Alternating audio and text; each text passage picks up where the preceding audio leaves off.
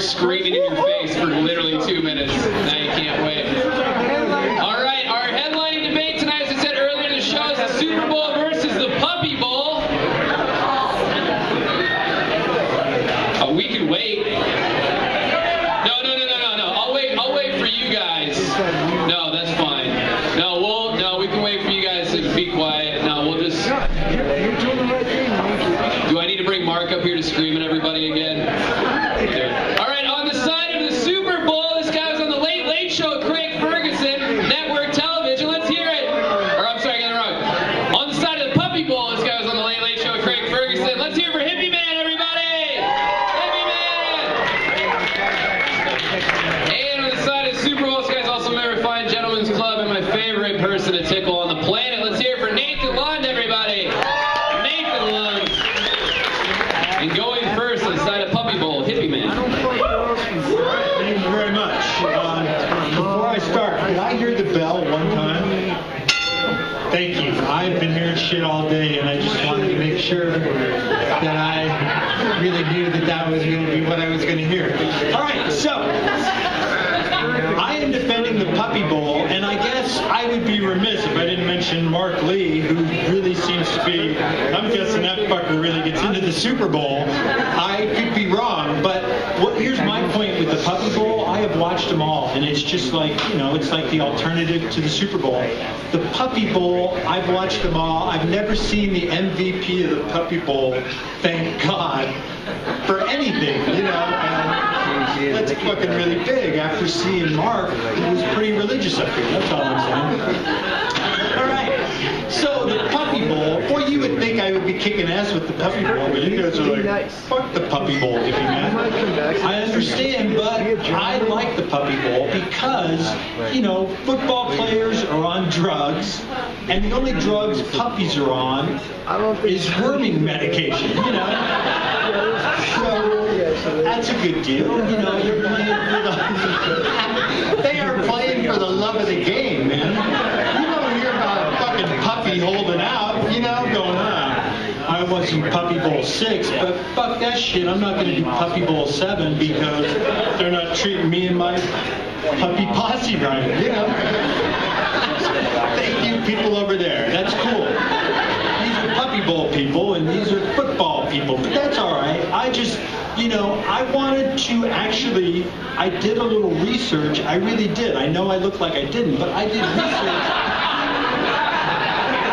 research into the Puppy Bowl. And there's a book, Puppy Bowl History, and I wrote down the Dewey Decimal Number, and I have to get it from back here, so hold on just a second.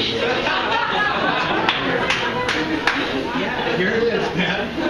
Puppy Bowl fucking history, and I wanted to share a little bit. I just happen to have a couple other notes written here, but here's the deal. In Puppy Bowl 7, Dakota was the most valuable player, and he humped a cheerleader's leg. So, okay. That's why I like the Puppy Bowl. You don't see that shit in the Super Bowl. Like the MVP doesn't hump a cheerleader. And here's another thing. In the Super Bowl, the cheerleaders, are showing cleavage and shit. In the Puppy Bowl, the cheerleaders don't wear a bra and they each have 6 tits, man. I'm not into puppy tits or dog tits, but I'm just saying. It's a freewheeling deal at the fucking Puppy Bowl, man. What's her name? Janet Jackson popped out a boob and it cost fucking CBS $500 grand, man. I'm looking at 24 dog tits going, well, fuck, it's not for me, but God, I love America. I went you guys over to the Puppy Bowl and it was the fucking history book that did it. So let's go back to the history book. I got some more shit here, man. There was this dog named Sandy, and he wasn't an MVP. I get a little choked up when I think about it. Sandy wasn't an MVP, but he played in the Puppy Bowl, Puppy Bowl 4, I believe, if I have my Puppy Bowl history correct, which I'm pretty fucking sure I do, because I have time for the Puppy Bowl. But, Sandy played in the game, didn't really make a mark, but what happened for Sandy afterwards words was he went over to the FBI and sniffed out what you would think bombs, but he was into sniffing other shit out. But still, that's a hell of a story about Sandy. He never would have fucking got that gig without the puppy bowl, man. That exposure was like a shot in the arm, you know, promotion-wise. So maybe not the best example, but I have some other examples why the puppy bowl is good. Vince Lombardi is named the trophy that, you know, the Super Bowl is named after. How do you think he started fucking coaching puppies, man? He was a big puppy coach. And then there's other people who raise dogs for fighting, like fucking Michael Vick. Fuck that guy, you know? If you're a puppy bowl guy, he's like the enemy. So, all right, I obviously have gone on too much about the puppy bowl, but I guess in conclusion, I just want to say I consider Nathan a real friend and a very funny comic. No, I do, but I think he's been smoking some of that Amendment 64 recreational marijuana in his Super Bowl if he thinks it's better than the fucking puppy bowl. Thank you.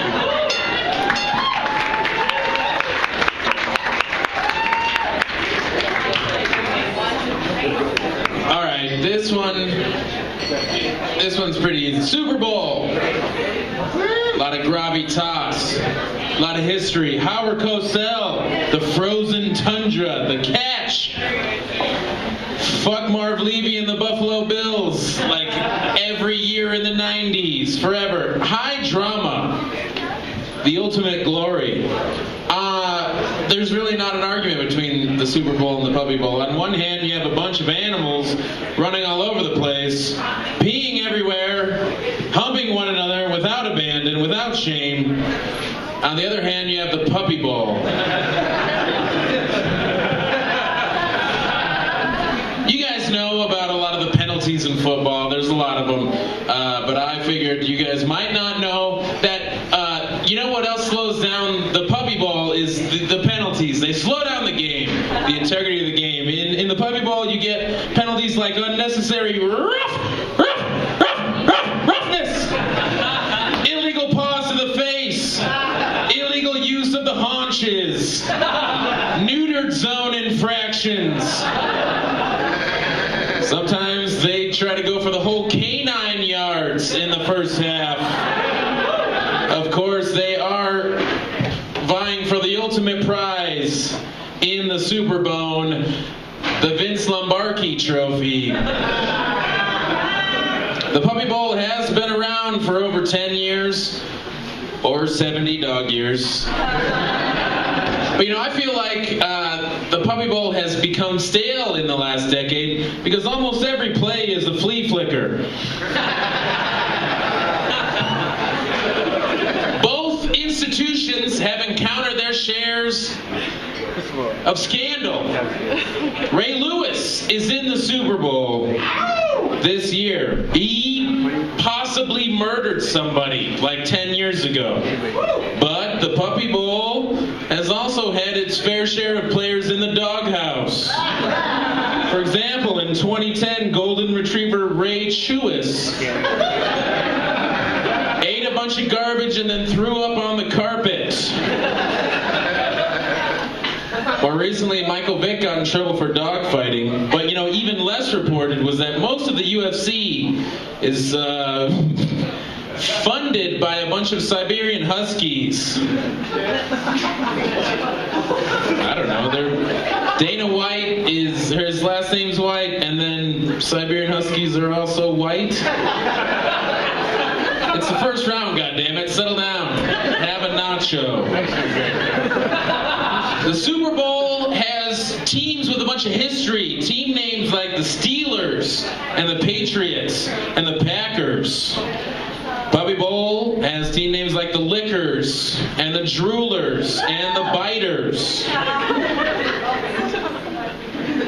Shit. That was the first round. All right. Hey, let's get Hippie back up here. Am I right? Have a couple of days. Thank you, Nathan. And you know, a lot of those reasons that you gave that you don't like the Puppy Bowl are the very fucking reasons that I watch, man. I want to see those dogs doing that weird shit, and the Lickers and the Droolers, and those are some of the people who come over to watch with me. They're a family from Arkansas, but I watched the games with them. But I hadn't planned on going back to the history book, but I'm going back because that was a big hit, and the whole 6 tits on a dog was good too. And I don't have another one of those jokes, but I just wanted to remind you how funny that 6 tit joke was along the way. Right?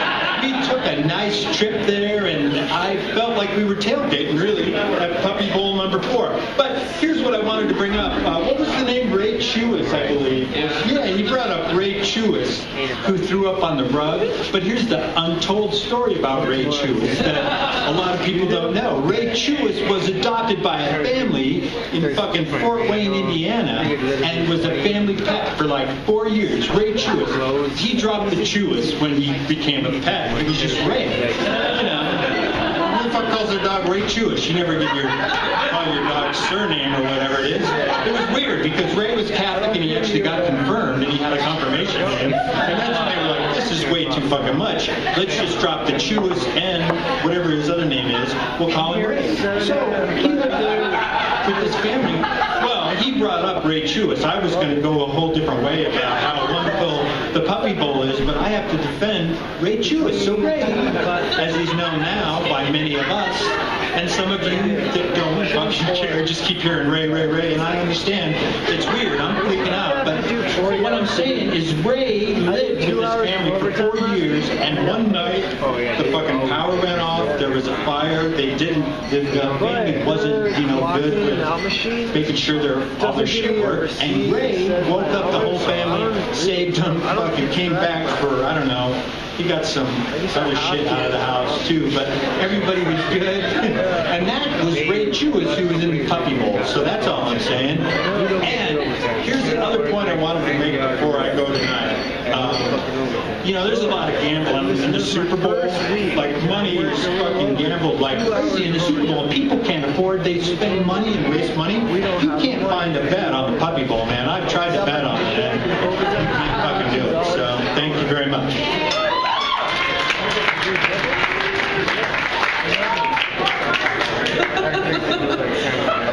If you guys want, you can just keep your vote for quantity over quality that you had voted for earlier.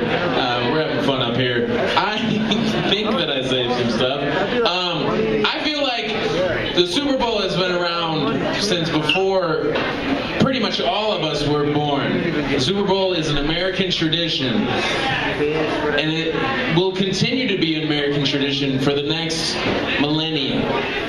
The Puppy Bowl was created for the 0.002% of Americans who can't bring themselves to watch the Super Bowl, one game a year, because they can't help themselves from watching cute animal videos on the internet. They don't deserve their own championship game because it involves fucking dogs. That's not equatable to human athletes at the prime of their game competing against each other for athletic supremacy. You can't compete that to just a couple of dogs humping each other and hopefully not impregnating each other.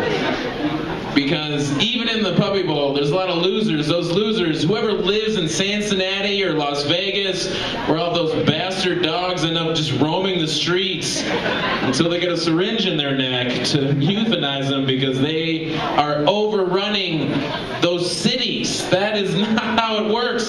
You don't have a bunch of Arizona Cardinals just ruining Phoenix right now because they didn't make the playoffs.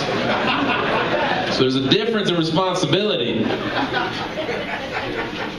The people who the Puppy Bowl was created for a decade ago don't deserve their own programming in the beginning of February. These people watch animals every chance they get, every day anyway. Why would you make a show just for them? It's like The Good Wife. It's like, I don't watch anything except for anything that has Juliana Margulies on it.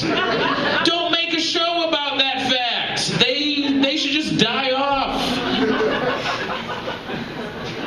If you can't muster enough social graces to fake your way through one party at one friend's house centered around one football game, just stay home and watch Marley and Me for the 17th time. You've earned it.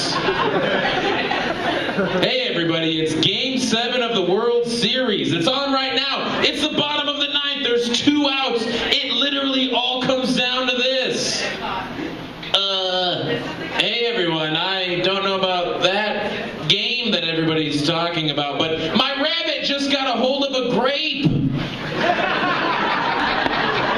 Those are not the same events. I can't imagine sometime in the 70s when Ollie Foreman was on closed-circuit television. The Rumble in the Jungle. I don't think anybody with an afro ended up being like, oh yeah, well, I'm watching another Rumble in the Jungle. And it involves my 2 adorable Cocker Spaniels, George Boneman and Muhammad Ali. Muhammad Ali. What the fuck is wrong? And if you guys have grown tired of all of my shitty animal puns, please do not watch the Puppy Bowl. That's all it is. Watch the Super Bowl and cheer for a Harbaugh. All you have to know is that there's a Harbaugh and a Raven and a 49er. Just remember those 3 things, and then also remember that there's running and passing and defense. And then every hour be like, well, you know, special teams can really be a factor. Just say all of that, and you won't look like the faggot at the Super Bowl party who literally came for the commercials and the possibility that a squirrel would run onto the field.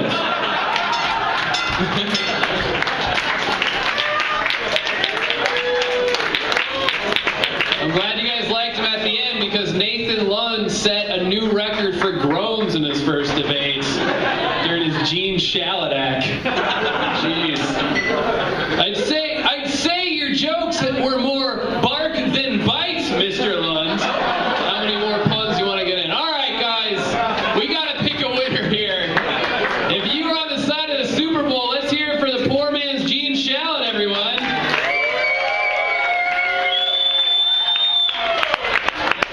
And if you prefer the Puppy Bowl, let's hear it for Hippie Man, everybody.